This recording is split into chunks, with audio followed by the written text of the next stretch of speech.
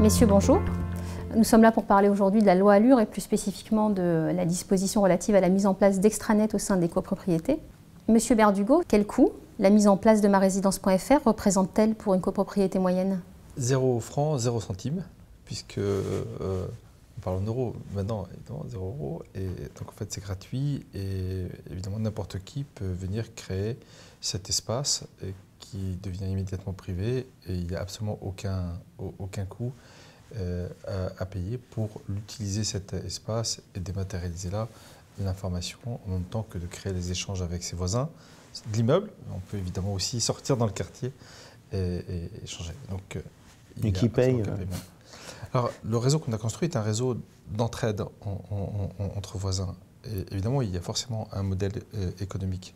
Et ce modèle économique est justement dans cette relation de voisins, lorsqu'il y a un acteur professionnel qui a besoin de cette relation de voisinage en restant conforme à la solidarité. Je vous donne des exemples précis.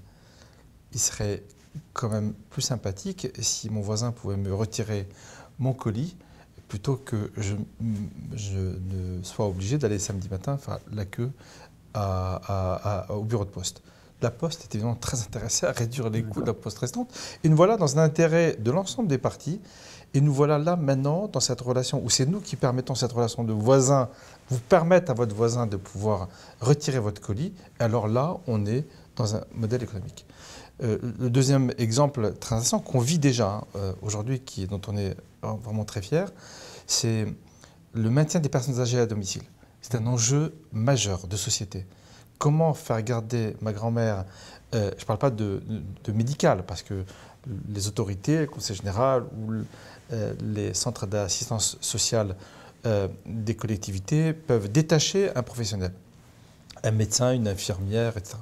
Mais de là à pouvoir sortir le chien de ma grand-mère, de pouvoir lui acheter une baguette, ou juste de passer 5 minutes, lui dire bonjour, ou de trouver un partenaire d'échecs pour passer un peu de temps agréable, là, personne n'y répond. Et pourtant, plus de 90% des téléassisteurs qui répondent au téléphone à ses grands-mères ou à leurs parents, ils répondent à des demandes qui sont des demandes d'isolement, de discussion, d'échange, en aucun cas professionnel.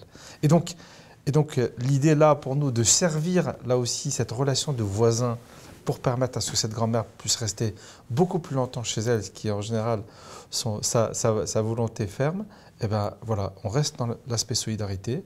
Dans le premier cas, retirer le colis. Le deuxième cas, garder une grand-mère. Et là, notre modèle économique s'exprime. Merci, Monsieur Berdugo. Merci à vous. Merci. À bientôt.